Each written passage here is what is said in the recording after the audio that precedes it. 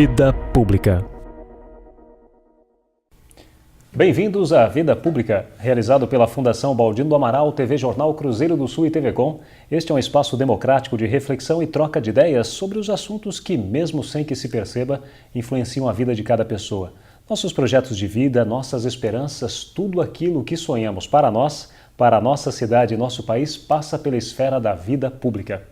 Espaço aberto à pluralidade, Vida Pública é um debate permanente sobre a realidade que nos cerca, para o qual estão convidados você, telespectador, e aqui, em nosso estúdio, todos os que têm alguma coisa importante a dizer. E a palavra hoje está com o ex-prefeito de Sorocaba, Vitor Lippe. Nascido em Sorocaba em 18 de maio de 1959, Vitor Lippe é casado com Denise Lippe e pai de Murilo e Vinícius. Graduado em Medicina pela Fundação Souza Marques, no Rio de Janeiro, especializando-se em dermatologia e medicina do trabalho, Vitor Lippe foi vereador durante 8 anos em Alumínio, pelo PDT, por 4 anos, e os outros 4 pelo PSDB. Posteriormente, mudou-se para Sorocaba, onde foi secretário da Saúde durante 8 anos, e, na sequência, tornou-se prefeito de Sorocaba por 8 anos consecutivos a partir de 2005. Mais recentemente, foi presidente do Parque Tecnológico de Sorocaba na gestão do então prefeito Antônio Carlos Panunzio, do PSDB. Atualmente, Vitor Lippe trabalha pelo partido pelo qual pretende eleger-se deputado federal. Vitor, seja muito bem-vindo ao Vida Pública de hoje. Obrigado, Fernando. Queria cumprimentar a Fundação Baldino do Amaral por essa iniciativa tão louvável de, como você disse, alguém que possa vir aqui falar algo que é importante para a sociedade. Essa participação, essa oportunidade de participar é muito boa e tenho certeza que isso vai trazer muitas informações interessantes para a sociedade. E a gente fala que sempre todos nós, né, cada um de nós cidadãos, sempre tem lá sua vertente na esfera pública, né? Porque de alguma forma ou de outra você vai passar por lá, não tem como, né? Nem que seja, não necessariamente por cargo eletivo, mas de repente, no seu caso, como médico, você sempre tendo esse contato com o público, não é verdade? Desde pequeno você queria ser médico ou não? Meu pai, eu sou filho de médico, neto de médico, então, enfim, eu tive oportunidades de conviver E eu sempre admirei muito o trabalho do meu pai, sabe, Fernando? Meu pai era médico da família, de uma cidade pequena, Alumínio, que é aqui próximo de Sorocaba, e eu sempre, como a população falava muito bem do meu pai, eu também tinha uma grande admiração pelo trabalho que ele fazia. Eu entendia a dimensão da importância social e da medicina social que ele sempre fez, a forma com que ele sempre tratava as pessoas. Então, eu fiquei imaginando que essa seria uma forma também importante de servir a sociedade e eu sempre gostei de cuidar das pessoas e me preocupar com as pessoas. Então, eu fiz medicina, foi a minha opção profissional aí. Eu sou casada com uma médica, tenho filho médico, enfim, minha irmã é médica, tem vários médicos na família, cunhados médicos, a gente fala muito sobre medicina, né? E falar sobre medicina é falar isso, a relação né, profissional com os pacientes, com as pessoas, é uma profissão muito bonita. A opção por dermatologia e medicina do trabalho foi só uma opção mesmo? Ou foi... A dermatologia foi porque, como eu gosto muito de conversar e explicar as coisas, eu não quis vamos dizer, uma especialidade como UTI ou cirúrgica, que você passa a maior parte do tempo, vamos dizer assim, não necessariamente conversando, né? Eu sempre gostei de explicar as coisas, de orientar, então eu fiz a opção por uma área que fosse ambulatorial, né? Que eu pudesse, vamos dizer, não necessariamente ter pacientes graves, etc. Então eu me identificava com isso e, enfim, gosto muito da minha profissão. Não estou exercendo já há bastante tempo, mas é uma área que eu sempre tive E quanto mais você estuda alguma coisa, quanto mais você conhece, mais você se apaixona, é natural isso, né? Então a dermatologia é uma paixão também, que eu não estou mais podendo exercer, mas é uma área que eu tenho um carinho muito grande. Já o clamor público impediu que você continuasse na carreira. Você foi se tornar vereador lá em Alumínio por 8 anos, não é verdade? E passou pelo PDT, agora está no PSDB. Se na medicina seu DNA estava lá na história da tua família, a vida política também está no DNA ou não? Sim, na verdade sim, porque o meu avô, embora eu não tenha tido... Meu pai foi vice-prefeito lá de Mairink, né? Mas meu avô era muito politizado, nós discutíamos, eu me lembro que nos almoços de família, todos os domingos, antigamente todo mundo se reunia, as famílias eram mais numerosas, e eu me lembro que sempre nós discutíamos os problemas brasileiros, a importância da educação, né, a questão, vamos dizer assim, as dificuldades da gestão pública, o problema, vamos dizer,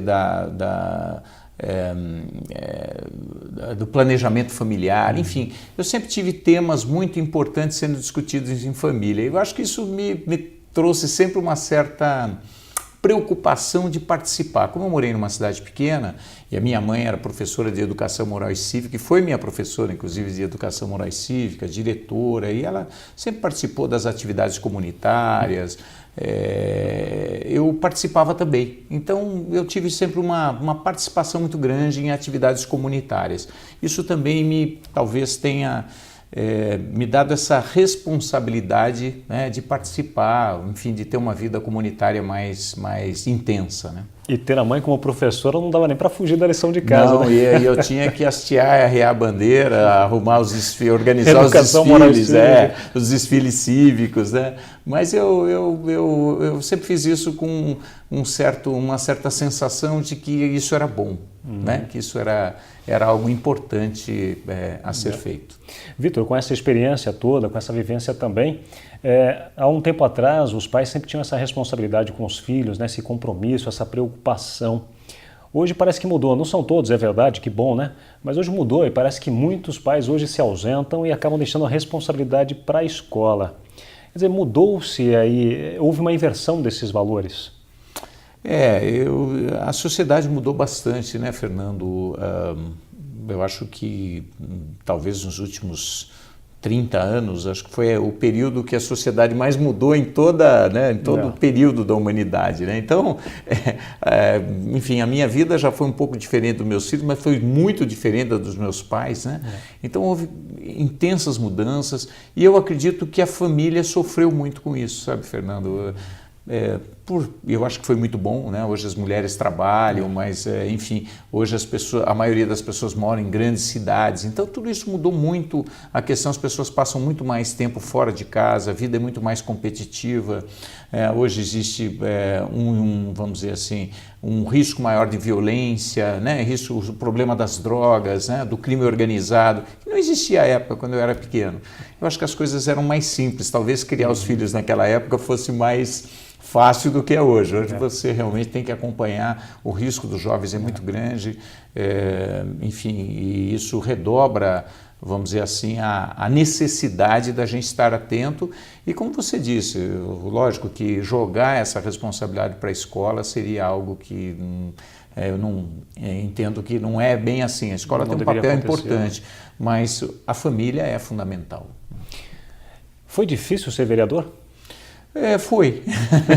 eu quando eu entrei, na verdade, eu não tinha assim, um interesse pessoal de ser vereador na época, mas Alumínio queria se emancipar de Mairink. Então houve um movimento de emancipação. Né? Assim como o Votorantim se emancipou de Sorocaba um dia, né?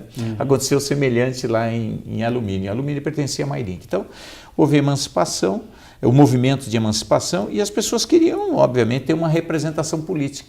E eu, como era médico, era o único médico que morava em Alumínio. Então, naturalmente, um médico participar era algo que dava apoio, né, para o movimento. Então, houve uma insistência muito grande para eu ser candidato, participar dos movimentos. Eu não queria, a princípio, porque eu nunca tive assim, essa preocupação de disputar a eleição, ou ter um cargo público, ou ter uma carreira política. Isso não fazia parte. Eu queria, naquela época, eu imaginei, olha, se eu melhorar de vida, eu vou ter um consultório na Rua Santa Clara, na época aqui em Sorocaba, que é próximo da rodoviária e do centro, para poder atender as pessoas. A minha vida estava muito mais pautada vamos dizer, na minha profissão como médico, né? Eu nunca me imaginei, nunca sonhei em fazer carreira política, mas vários amigos insistiram e tudo mais para que eu fosse candidato, eu não quis, enfim, houve uma série de coisas, aí emocionalmente eu acabei cedendo, eu e minha esposa, eu acabei sendo eleito, né? E teve um amigo que ele era um ótimo candidato a prefeito na época, muito bem preparado, uma pessoa que eu tinha grande admiração, e ele falou na época, olha, eu só saio candidato a prefeito se você sair como candidato a vereador. Então, eu me senti numa responsabilidade muito grande, porque eu falei, olha, você vai ser um ótimo prefeito. Ele falou, não, mas eu só saio prefeito se você for candidato a vereador para me apoiar. Eu falei, não, apoio de outras formas, mas não adiantou. Bom, conclusão, ele não foi eleito e eu fui. Aí eu acabei sendo vereador e depois, na sequência, a Alumínio se emancipou. Aí, novamente, o pessoal entendeu que era importante a minha participação, porque eu já tinha experiência de 4 anos, o município era novo. E aí foi bom, porque eu aprendi muita coisa no município novo, né? A primeira gestão de alumínio. E aí eu participei da elaboração do plano diretor de desenvolvimento urbano. Então, o pessoal da Universidade de São Paulo foi para lá, nós trabalhamos com várias consultorias. Foi um momento de muito aprendizado na minha vida. Nós aprovamos a primeira lei orgânica, eu participei da comissão, nós tivemos que escolher o brasão do município. Então, imagine o município no começo, na primeira gestão, nos primeiros 4 anos. Foi muito interessante. Depois, na sequência, eu vim morar em Sorocaba. Eu falei, bom, agora eu fico na medicina, né? Agora a minha missão já terminou. Daí, na época, o ex-prefeito Renato Amari me convidou para ser secretário da Saúde, acho que porque ninguém queria, porque ser Secretaria da Saúde é um grande problema. Naquele momento era mais complicado ainda, né? As dificuldades do município, com poucos recursos, enfim, né? O SUS passava por um momento muito ainda, difícil. Mas aí eu falei, bom, eu pensei comigo, fiz uma análise de consciência, né? Quer dizer, a gente quer que o país melhore, mas aí agora, a hora que te dão uma responsabilidade, você vai falar, não, eu vou cuidar da minha vida. Eu me senti, então, numa responsabilidade de tentar contribuir. Falei, bom, eu vou fazer o melhor que eu posso, né? De uma forma desinteressada, porque o SUS é uma coisa tão importante para a sociedade, né? Ela é uma das áreas fundamentais de atendimento à população. Então, aí, como secretário da Saúde, trabalhei 8 anos intensamente, aí aprendi muita coisa, foi bom, porque foi um desafio, né? Eu passei a ter 1.500 funcionários, porque eu precisava fazer a gestão, organizar tudo, o que me ajudou muito, Fernando. Eu acho que o que interessa, muito mais do que a minha história, é o que me ajudou na minha vida, né? A história, todo mundo tem uma história, mas eu acho que eu passei, vamos dizer, a ter oportunidades de melhores resultados quando eu aprendi a fazer planejamento estratégico. Isso foi muito importante na minha vida, né? O fato de eu aprender a fazer planejamento me dava a oportunidade de usar uma ferramenta, né? Um instrumento que as principais indústrias do mundo, empresas, instituições do mundo usam, e eu usei isso também, vamos dizer assim, como secretário da Saúde. Então, isso passou a dar uma oportunidade de eu visualizar aquilo que precisava ser feito, definir bem as prioridades, definir, né, as estratégias, as metas, os objetivos. E eu sempre gostei de pessoas, então eu passei a estudar um pouco mais sobre essa questão da gestão, e isso é fundamental. Então, eu diria que 2 coisas foram fundamentais na minha vida pública até hoje. Saber fazer planejamento, né, e saber, vamos dizer assim, se relacionar bem com as pessoas, gestão de pessoas. Essas são questões fundamentais para que a gente consiga o melhor resultado. Se você planejar da melhor forma e fizer a melhor gestão das pessoas, porque não adianta planejar, porque quem vai executar são as pessoas, né, Fernando? Então, se você consegue ter essas 2 questões, isso faz uma diferença danada. E isso me ajudou muito. E aí as coisas foram caminhando, eu me tornei prefeito, aliás, e continuei usando o planejamento estratégico. Aliás, o desafio maior estava por vir, né? Quando você se elegeu em 2004 prefeito em Sorocaba. Em 2005 começou então a sua gestão, que perdurou até aí a sucessão com Antônio Carlos Pannunzio, não é verdade? Foram 8 anos consecutivos. Foi muito mais difícil do que como vereador? É outro nível de... Mas tudo um aprendizado, viu, Fernando? Eu diria o seguinte, eu imagino que se uma pessoa cai de paraquedas assim para ser prefeito de Sorocaba de uma hora para outra, deve ser complicadíssimo. Mas houve uma sequência, né? Fui vereador, né? Médico, vereador, então eu trabalhava com a comunidade, passei a conhecer melhor o legislativo, depois... trabalhando como secretário da Saúde, eu pude conhecer bem a cidade, a necessidade das pessoas, né? Conhecer bem a prefeitura, o que funcionava bem, o que não funcionava bem na prefeitura. Então, quando eu fui eleito prefeito de Sorocaba, eu não tive nenhuma surpresa. Foi uma continuidade, é como se vamos dizer, eu tivesse só mudado no mesmo time de função, mas eu conhecia bem o time, conhecia o campo, conhecia as regras do jogo, quer dizer, isso me ajudou muito. Eu acho que com isso a gente já conseguiu, logo no começo, já acelerar, usando ferramentas de gestão de novo, planejando, outra vez, né, e fazendo gestão de pessoas, a gente foi avançando e eu acho que os resultados valeram a pena. Durante o seu mandato foi discutida a questão da região metropolitana de Sorocaba. Até você foi responsável por um seminário que foi realizado inclusive aqui na Fundação Baldino do Amaral, trazendo várias autoridades, muitas pessoas participaram para discutir o que era essa tal da região metropolitana. Agora, neste mês de abril, ela finalmente tornou-se realidade. Uma batalha também do deputado estadual Milton Pereira, que veio lá de 2005 para cá, junto com os demais deputados também, e agora ela se torna quase uma realidade, faltando só a sanção do governador, do Geraldo Alckmin, mas já é uma realidade a região metropolitana de Sorocaba. Dentro desta linha do planejamento estratégico, a região metropolitana é de fato algo importante, principalmente agora para as 26 cidades que a compõem? Eu acho que é a próxima etapa. A gente trabalhou bastante o planejamento da cidade e eu acredito que Sorocaba tem hoje um destino traçado, ela hoje é uma cidade com uma economia industrial sólida, né? E está construindo o seu futuro agora com uma nova economia, que é a economia do conhecimento. Quer dizer, hoje não adianta só você ter indústria. A indústria ela tem que competir com todas as indústrias do mundo. E hoje as indústrias que sobreviverão, as indústrias do futuro, são aquelas que têm conhecimento tecnológico, incorporação tecnológica, que trabalham a inovação tecnológica. Então, nós precisamos dar esse passo para que a gente mantenha Sorocaba, vamos dizer, à frente, quer dizer, que a gente mantenha Sorocaba. Então, eu acho que Sorocaba tem um bom plano diretor, hoje ela tem uma economia forte, é uma cidade, está entre as cidades do Brasil com os melhores indicadores de crescimento. Nós estamos crescendo 4 vezes mais do que o Brasil, a nossa economia interna, né? Nós temos, os nossos indicadores todos eles são bastante, muito mais, vamos dizer, favoráveis do que o crescimento do Brasil. Mas nós temos um compromisso regional. Eu acho que agora, com a região metropolitana, isso também tem um grande apoio da Fundação Baldino do Amaral, uma luta de vários anos aí, e isso veio em ótimo momento.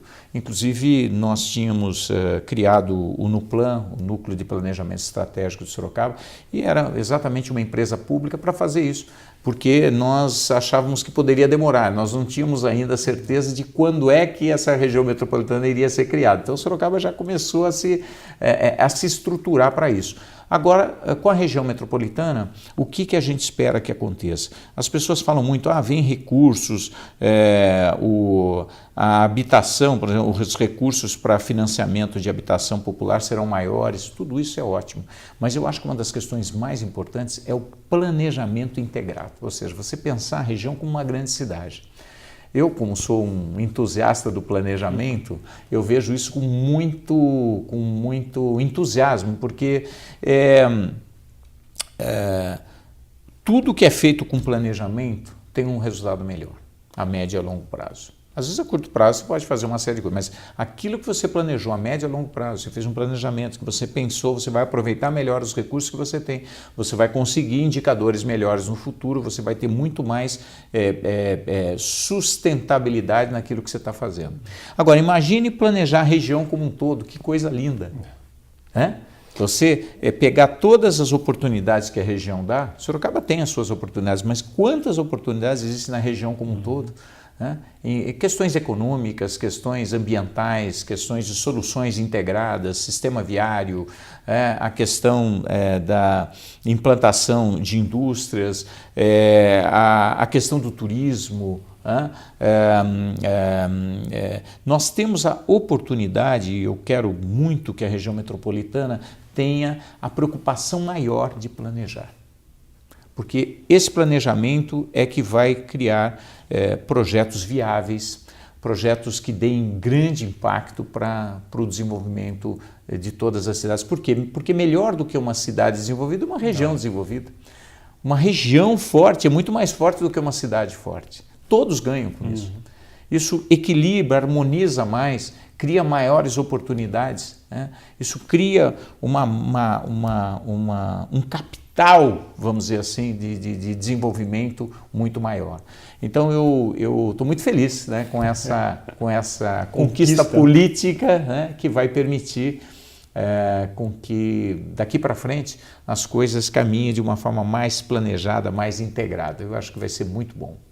Logo que surgiu esse projeto do Hamilton e ele foi refinado depois pelo Nuplan, né, nas mãos do professor Flaviano, hoje secretário de Habitação aqui em Sorocaba, havia 22 municípios. Depois isso aumentou para 26 municípios, porque houve a agregação desses outros municípios. Eu até me lembro que naquela ocasião eu, o editor aqui, o editor desse programa, o Ednilson Jordão Lopes, percorremos 22 cidades para conversar com os prefeitos e ver qual era a intenção deles, né? O Elcio Rodrigues, que era então o presidente aqui da fundação, falou, vamos percorrer essas cidades todas e vamos ver o que elas trazem, qual a característica, o perfil dessas cidades. E nós fomos. Foram 10 dias naquela concorrida disputa entre os prefeitos para conseguir falar com cada um deles. Bom, pelo menos todos eles aprovaram esta situação. A preocupação que a gente sentia, Lipe, até eu gostaria que você falasse a respeito disso também, é que os prefeitos cujas cidades vizinhas não estavam agregadas a essa região metropolitana se preocupavam com os seus vizinhos. Mas e o meu vizinho, como ficará? A região metropolitana de Sorocaba, de fato, ela vai isolar as outras cidades ou não? Acho que não, mas tem que ter uma certa coerência, né? O ideal seria que a gente pudesse fazer o planejamento de todo mundo, mas não é impossível. Eu acho que a gente tem que ter, ou pelo menos no início, você tem que ter as cidades que são mais próximas, porque também você pegar, vamos dizer, dezenas e dezenas e dezenas de cidades, vai ser muito difícil você ter algo que você consiga fazer em comum para todas elas. Eu acho que isso pode ser um risco. Né? Quer dizer, à medida que você cresce muito, você certamente vai ter uma complexidade tão grande que eu acho que é preferível você criar outras regiões metropolitanas ou aglomerados urbanos, etc., com mais características de similaridade. Né?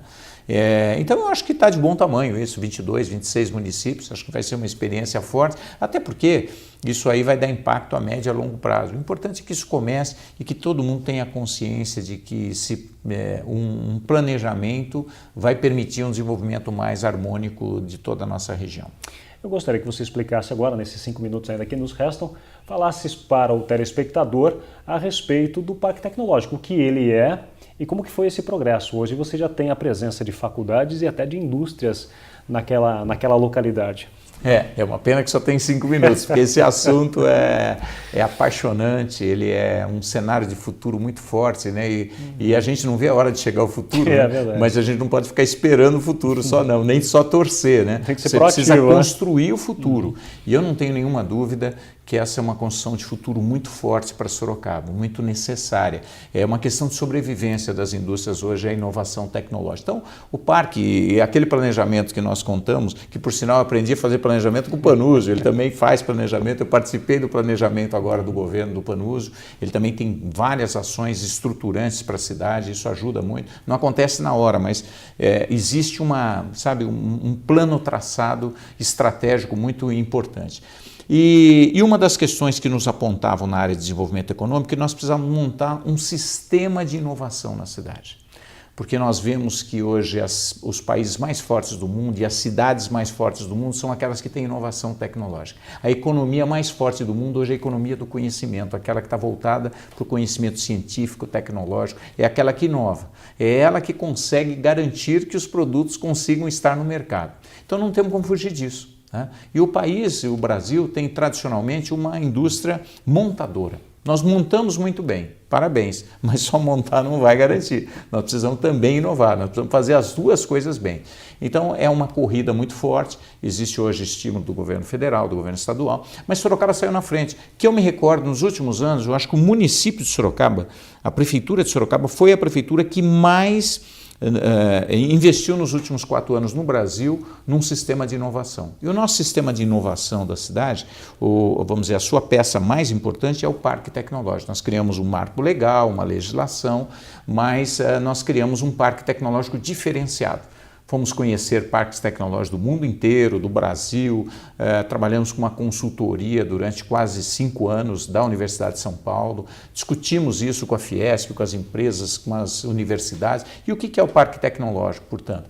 Ele é uma área de pesquisa e inovação, e ela ajuda as indústrias, vamos dizer assim, a criar novos produtos, a aperfeiçoar seus produtos, mantém esses produtos competitivos. Por que isso? Porque nos interessa muito a indústria, nós dependemos da indústria. Então, se a indústria vai bem, nós vamos bem. Se a indústria vai mal, nós vamos muito mal.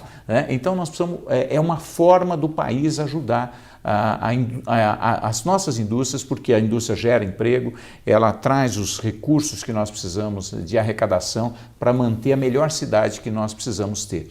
Portanto, é uma questão essencial. E como é que funciona esse parque tecnológico?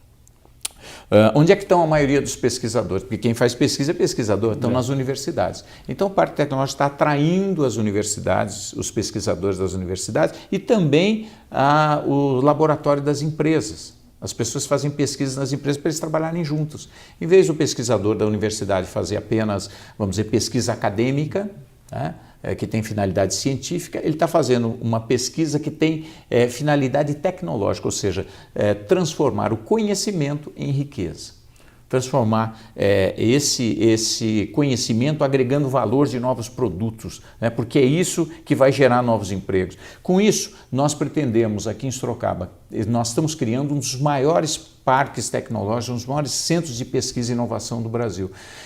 O Parque Tecnológico hoje, ele tem um núcleo central, mas ele terá dezenas, centenas de prédios, ele vai se transformar numa cidade da inovação, com milhares de pesquisadores nos próximos anos. Nós começamos muito bem, no primeiro ano nós já conseguimos muito rápido, preencher esses 12 mil metros, é o primeiro Parque Tecnológico do Brasil que tem 6 universidades, isso é uma inovação.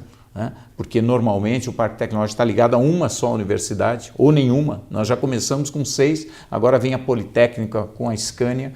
Nós temos interesse de outras universidades já estarem no parque. Hoje, nesse momento, a nossa equipe do Parque Tecnológico está no Texas, numa das universidades mais inovadoras do mundo, lá em Austin, Texas, para fazer um intercâmbio com Sorocaba. Quer dizer, nós estamos começando a fazer uma cidade globalizada, nós vamos estar à frente dos cenários de inovação. Isso é fundamental, porque isso vai permitir com que daqui 5, 10, 20 anos Sorocaba esteja numa situação privilegiada, ela se mantenha com altos níveis de desenvolvimento e de qualidade de vida, que isso é fundamental. E é claro que essas pesquisas vão continuar sempre, acontecendo, exatamente, trazendo inovações. Essa é uma preocupação. Você vê, uns anos atrás, nós perdemos as indústrias têxteis. Isso, se nós não tivéssemos outras indústrias, nós íamos passar uma crise terrível. E por que nós perdemos a indústria têxtil? Por quê? Porque a China desenvolveu mais tecnologia do que a gente, saiu na frente, tinha um produto, ela produzia mais e conseguia produzir por um custo menor. Nós fechamos nossas empresas. Isso pode acontecer com as outras indústrias de Sorocaba. A China está aí, a Coreia, o Japão, a Europa, os Estados Unidos, está todo mundo competindo. Então, se eles têm produtos melhores, eles estão inovando mais, nós corremos o risco de perder as nossas indústrias, montadoras de autopeças, as grandes indústrias de Sorocaba. Aí a gente fica pensando, se a gente tiver aqui a inovação, nós podemos até perder uma ou outra indústria, mas nós não vamos perder o conhecimento. Isso ninguém vai levar, porque isso vai estar na cabeça de milhares de pesquisadores. É isso que Sorocaba está construindo, um tesouro. Uma mina de ouro que nunca ninguém vai conseguir transferir daqui. Essa é uma estratégia fundamental de futuro. E o Parque Tecnológico tem 1 milhão de metros quadrados, então ele tem muito espaço para crescer, nós estamos muito entusiasmados, estamos criando agora um laboratório muito moderno, muito atual, de engenharia computacional, você fazer pesquisa, testes, simulação em meio virtual. Então são equipamentos muito sofisticados, tem poucos no Brasil como esse, e nós queremos aqui em Sorocaba pela primeira vez disponibilizar equipamentos de última geração para as pequenas e médias empresas, dando oportunidade do pequeno e do médio empresário aqui de Sorocaba, da indústria pequena, poder competir com as mesmas ferramentas das matrizes da ZF ou da Toyota no Japão, ou da Boeing, ou da Embraer, enfim, eu acho que essa é uma revolução silenciosa da tecnologia. Acesso à tecnologia é a única oportunidade de futuro. E educação de qualidade, A gente sempre fala, eu tenho sempre trabalhando nas duas pontas, educação básica de qualidade e inovação tecnológica. São as duas coisas que vão sustentar o país. Nós precisamos de ambas. É óbvio que uma educação básica permite você chegar melhor aqui nessa ponta, né, do conhecimento científico e tecnológico. Mas como não dá tempo, nós temos que fazer isso e melhorar a nossa educação básica. Eu acho que aí a gente vai conseguir consolidar essa autonomia que o país precisa nesse mundo globalizado. Muito bem, Vitor. Agora afastado do Parque Tecnológico, quero já agradecer a sua participação no Vida Pública de hoje e desejar boa sorte aí na sua pré-candidatura a deputado federal. Obrigado. Eu agradeço. Tenho mais uma missão aí, né? Mais uma missão que o governador deu. Vamos exercê-la e vamos fazê-la da melhor forma possível. Quero agradecer a oportunidade de estar aqui, agradecer a minha família maravilhosa, porque não é fácil ser família de político.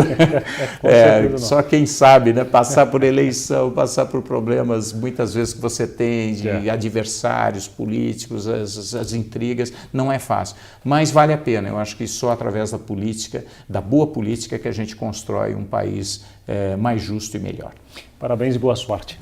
Obrigado. O Vida Pública de hoje conversou com o ex-prefeito de Sorocaba, Vitor Lippe. O programa Vida Pública pode ser assistido no canal de vídeos do portal Cruzeiro do Sul em www.cruzeirodosul.inf.br, na TV Com, canal 7 da NET, TV Votorantim, canal 10 e TV Comunitária, canal 3 pela Supermídia. Agradecemos também a participação da nossa equipe de produção, o editor-geral Ednilson Jodar Lopes e o estagiário de produção Gustavo Henrique de Campos. O Vida Pública de hoje fica por aqui. Até o próximo.